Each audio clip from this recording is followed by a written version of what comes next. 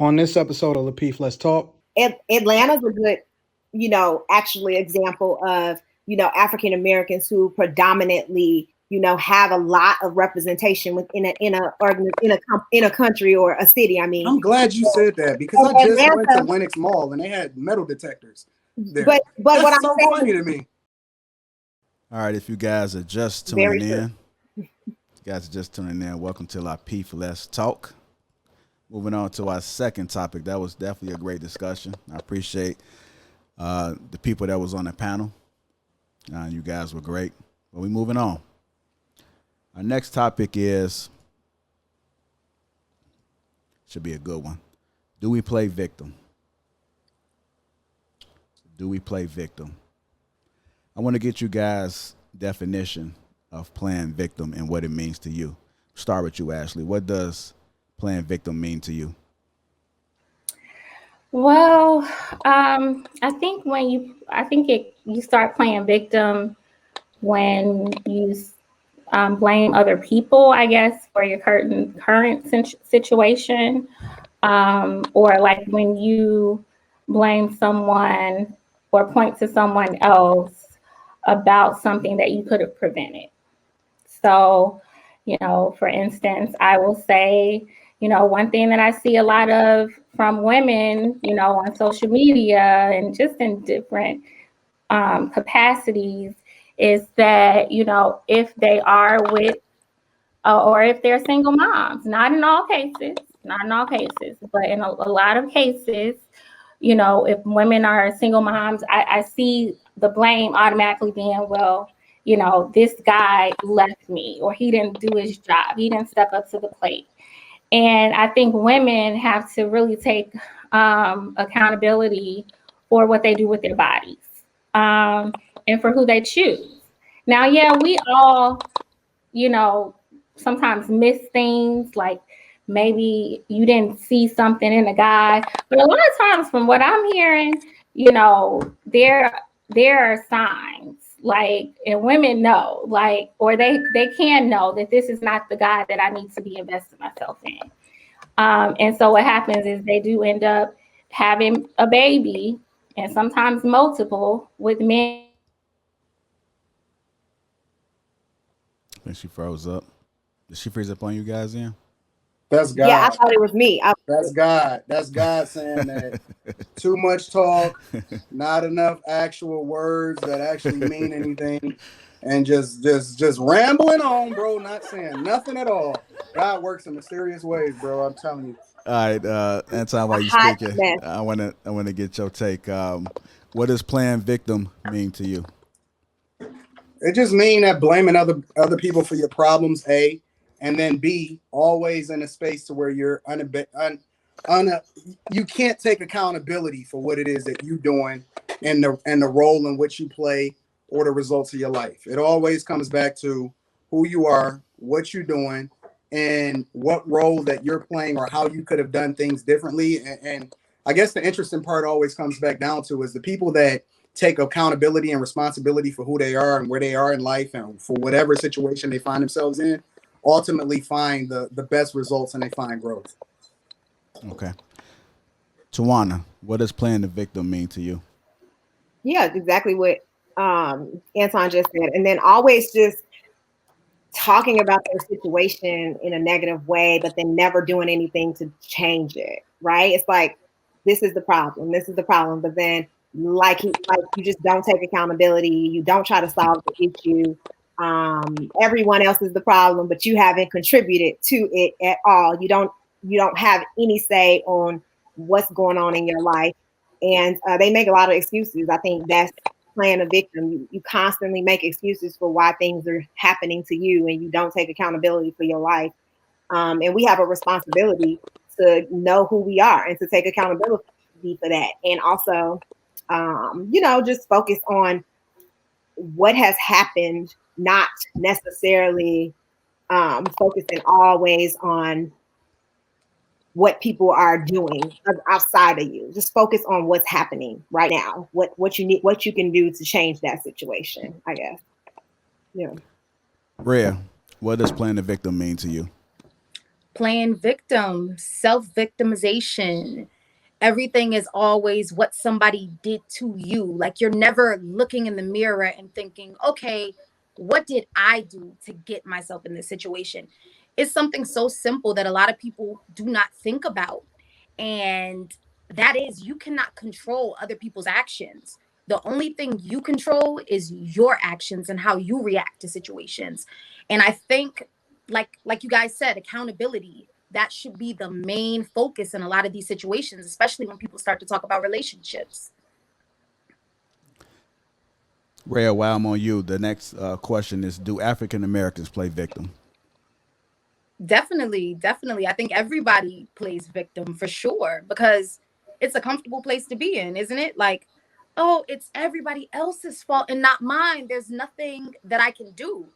So, I mean, when you say do African Americans play victim, are you talking about in relationships or just in life in general? Just in life in general, relationships, just Definitely. period.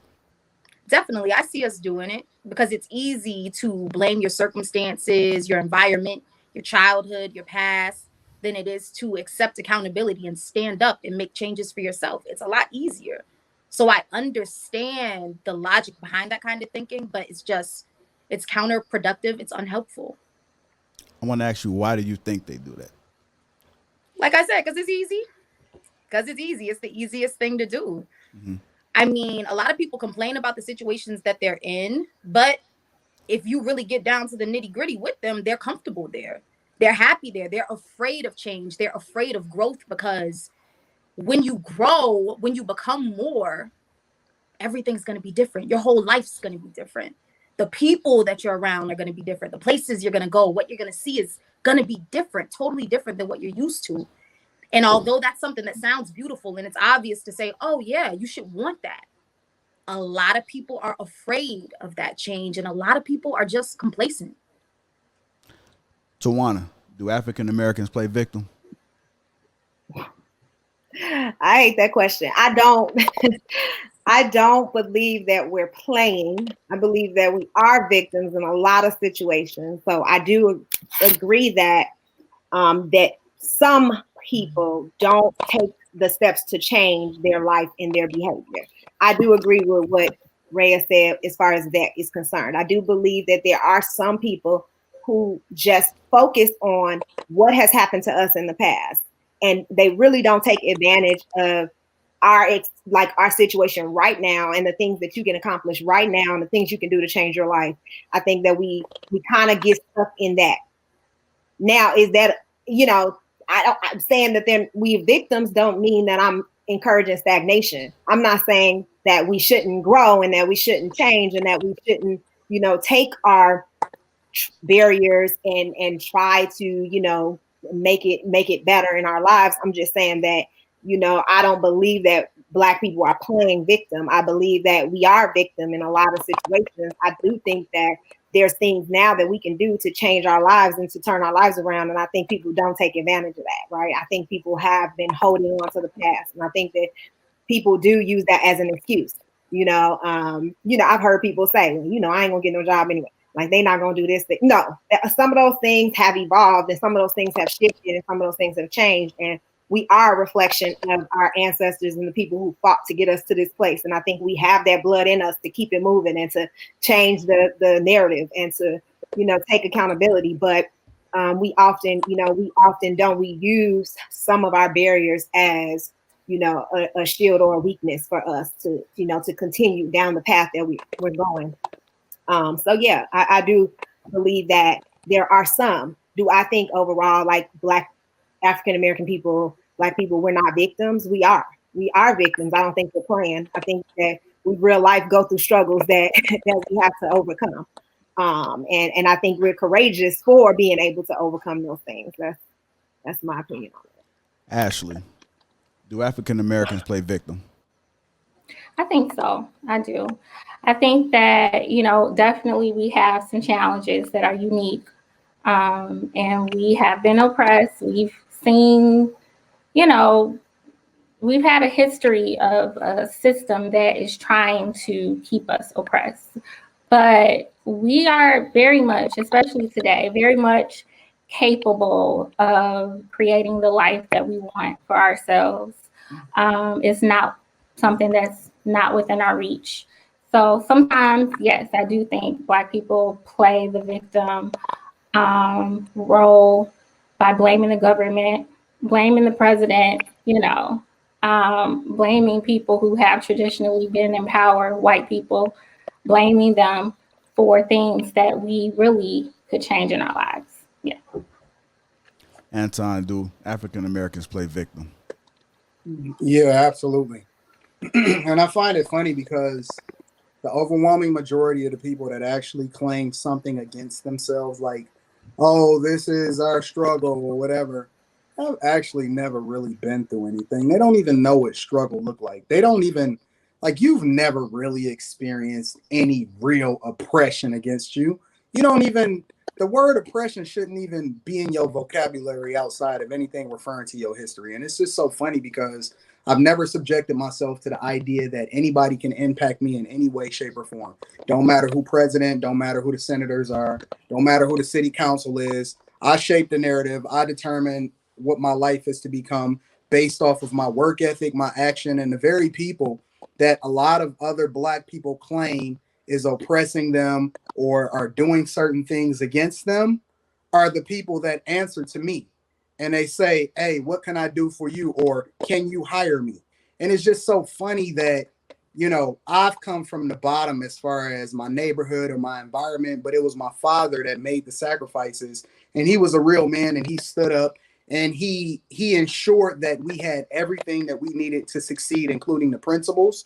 And then as a result, me and all of my brothers have been able to empower others and become better versions of what we would have had he not had made that sacrifice. And then I'm doing the same thing for my daughters and the dudes that I mentor and everything else. But I just hate, and it just absolutely irritates my soul when I see people playing that victim card in order to make an excuse as to why they are not what they're supposed to be, when it ultimately comes back to that you have everything in your toolbox to be the best version of you. But you chose to do a certain type of thing and then you blamed everybody else. And that's not just coming as it relates to success. That comes in the form of your relationships. That comes in the form of whether or not you decided to marry who you decided to marry, who you decided to have kids with. Every single thing, especially in modern society today, 2021, you have everything in your toolbox, man or woman, to be awesome. And I've personally never found a way to blame other people for my problems and my troubles. The thing that empowered me to be and get over the hump and find real growth is when I was like, yo, Anton, you trash. You need to do things differently and you need to get yourself together before you start talking to everybody else. Then I start moving in the right direction. So I don't align myself with anybody that plays that victim card or plays the race card or anything like that. I just don't move like that. And I know it's a lot of people that don't align like that. And they're like, Anton, you're not Black enough or whatever. I'm cool. I just might not be your cup of tea. But if you in my sphere and you in my circumference, you're gonna have to move a certain type of way that's based off of what it is, what the effort is that you put in, and that's gonna yield the results. Not something that somebody else is doing against you to oppress you because of systematic man, get out of here with that, bro. I just don't align with that, and I don't subscribe to that narrative at all. Hey, Ashley, I know Anton kind of disagreed with some of the things that you said. You want to address that? You don't have to believe it for it to actually exist. You don't have to let it get the best of your life, but to sit here and act like there aren't things in place that could keep African Americans down is like oblivious. I think about the school systems. I think about how they teach our kids everything other than what they really do need to know in order to succeed. I think about the fact that there's I think about discrimination in certain neighborhoods, or like there are systems in place, and not so much anymore, but just think about our history. Like there are certain things in place that have existed to keep African Americans below the poverty line, or in control of someone else. Like I see it every day, and to act like it doesn't exist, it's just kind of, to me, it's a little foolish because then you can't address it, you know. So Yeah. I think that you don't have to let it overtake you. You don't have to let it overtake you. But to say that, you know, it doesn't exist when every single day, like, you know, our kids are being programmed almost to be employees and not business owners, or to be in the jail systems and not, you know, out and alive. The fact that, for instance, the fact that so many, you know, African Americans are, they receive disproportionate sentences. I mean, that's not oppression. Like, maybe I don't understand what oppression is. It's Like, more, it's definitely happening. You know what the It's interesting thing about it's this definitely conversation? it's more covert, and so sometimes people don't acknowledge it You know because Yeah. it's systematic, it's institutionalized. It's Yeah. not really like, and it happens over time. not, people are not just like physically segregating us and having signs up like they did, Right. you know, back in the day. It's really, you know, us just seeing the differences and seeing Yeah. the numbers, seeing the salary ranges for, you know, African Americans versus other races, seeing all these other things that affect us systematically that we don't really approach. And I'm not saying that that should stop us from progressing, Right. because I was always taught that I had to be better than in order to succeed. So I had to get straight A's in school. Like, I had to be better than everyone else in order to succeed. And that's how my parents taught me. And that is how a lot of us think. And we have to work extra hard to get to some places that is very easy for others to get to. And that's fine that we have to do that. But let's acknowledge that that is a real thing. That it's not just something we make up. It's like, you know, we all have to work a little harder, you know, just in order to succeed. And some people do, and some people give up, and some people do not want to do that extra work. And some people feel like, forget it, the system's against me, I'm just gonna let it be against me, right? I think that that's the difference. And it's difficult for some people, Anton, to look outside of their bubble. Like, I do see that I had a successful life. My sisters went to college. My sisters have, you know, degrees and doctorates, and you know, I understand that, right? But I also understand that there's a whole world outside of me of people who have not experienced that, and people who, you know, have a lot of barriers that they haven't been able to address, or they don't have the tools, or they don't have the parent structure, they don't have the support system, and it systematically affects African Americans. And if you don't see that, you know, just outside of your world, if you don't see your people struggling financially, if you don't see your people struggling in other ways, Hey, Tawana, can I ask you a question? I don't get it. That's all I'm saying. Can I ask you a question, Tawana? Of course. How come you're not in jail? How come Yeah, how come you're not in jail? Well, What? the reason I'm not in jail is because I haven't done. Oh, well, I'm not gonna say I haven't done nothing. Wait, no. I haven't got caught. Right? I haven't got caught doing nothing. Oh, you haven't gotten caught doing anything. I'll say No, okay, I haven't done illegal things. That. Oh, okay. So what you're saying is that you chose not to go to jail. You chose not to do the things or get caught doing the things that would send you to jail, right? Absolutely. So wait a minute. The man didn't have a plan for you to go to jail and set you up to get there?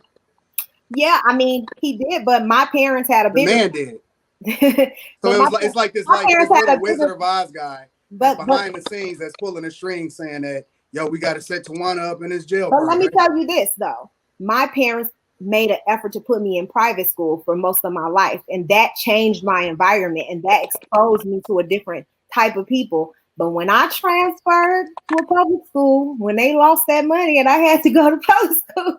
So wait a minute, because Ashley said it was the teachers. Ashley said it was the teachers, but I like to think of teachers as over glorified babysitters, and that the parents are not doing what they're supposed to do before they send the kids to school.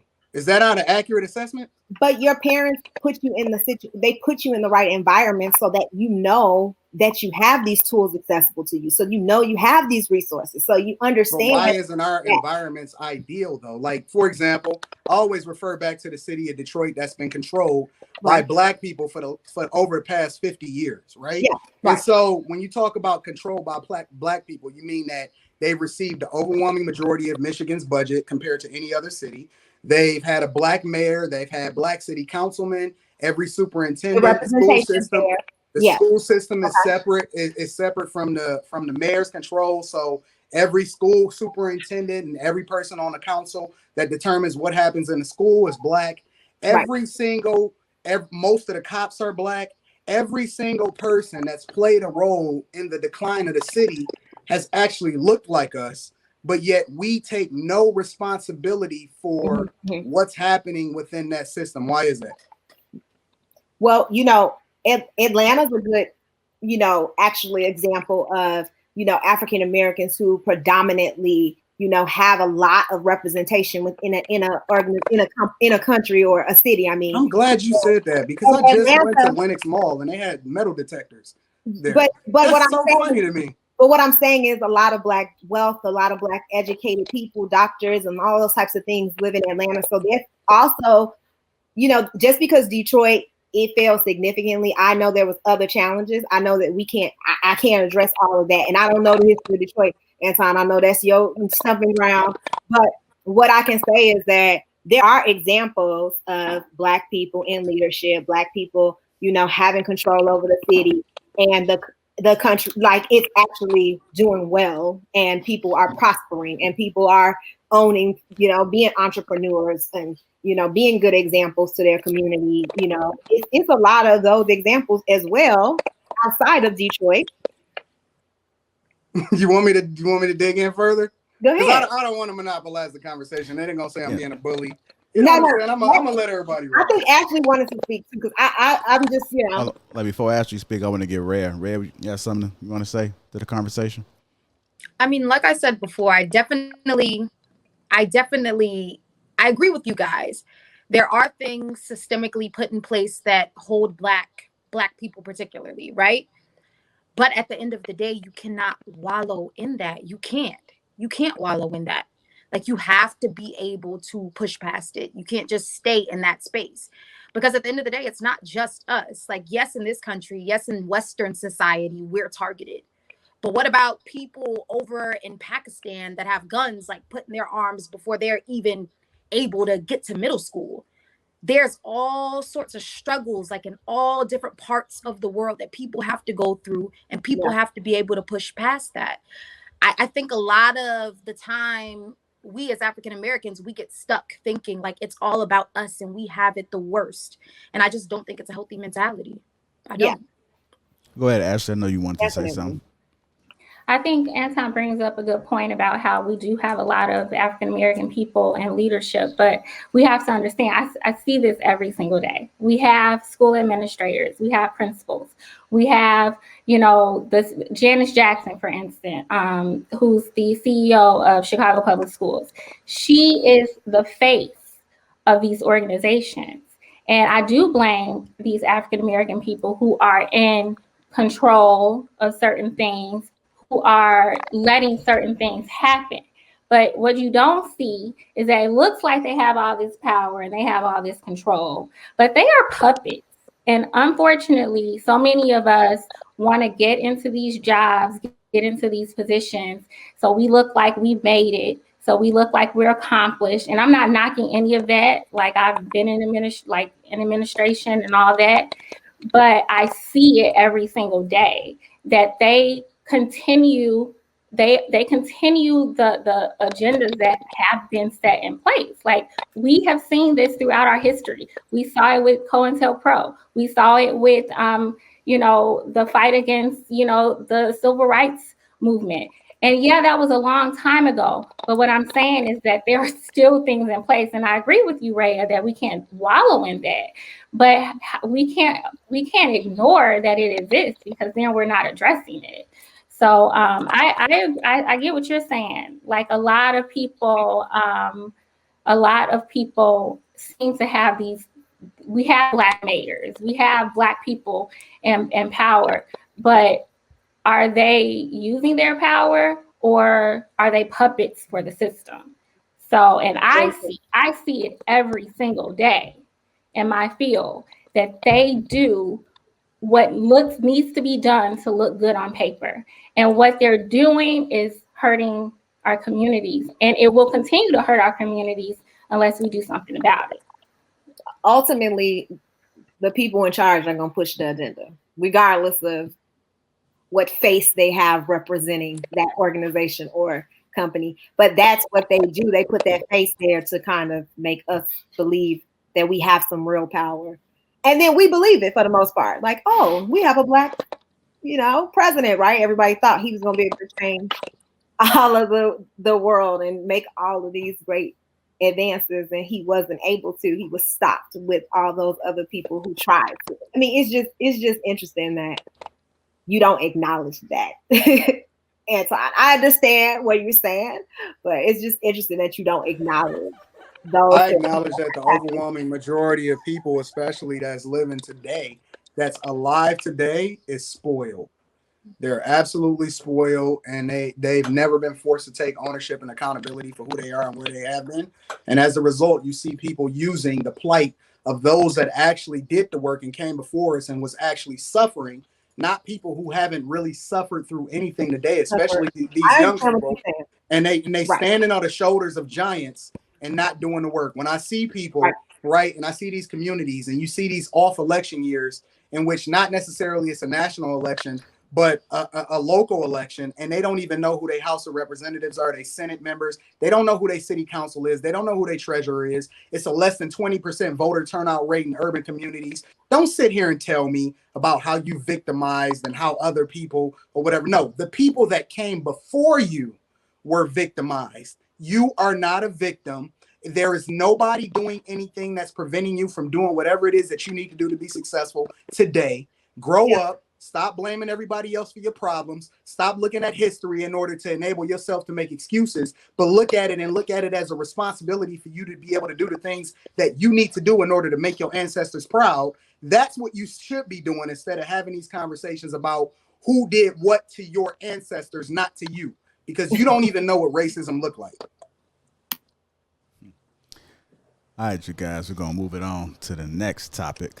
Drop the mic, Anton. Where your mic at? I need you to have a mic prop. Man, I'm tired of these people not doing the work, man. They're so lazy. But people are doing the work, Anton. What are you talking about? Some people are. A lot of people aren't. But some people are doing the work, and they still acknowledge what's going on. It's about you can't win a battle if you don't even think it's there. Like, why have you experienced racism, Ashley? I have experienced. I mean, I've experienced people being prejudiced, but racism. I'm not talking about. I mean, in a way, I have. I could have been a. Okay, so let's assume.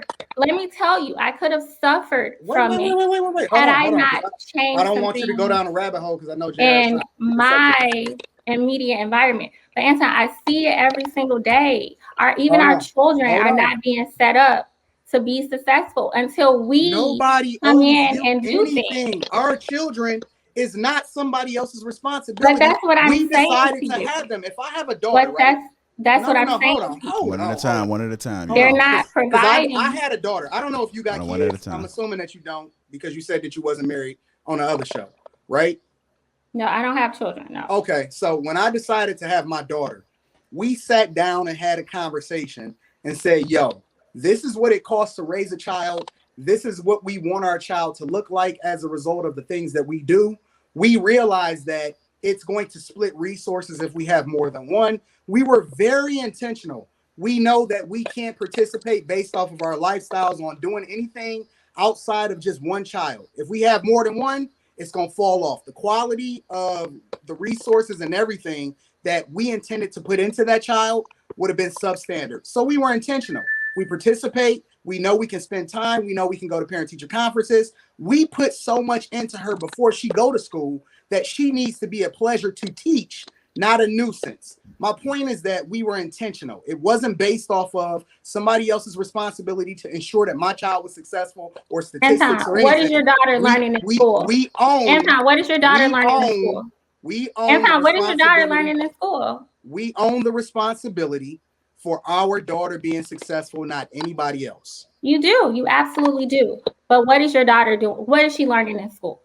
What do you mean what she learned? She learning math, science. Okay, so here's the thing.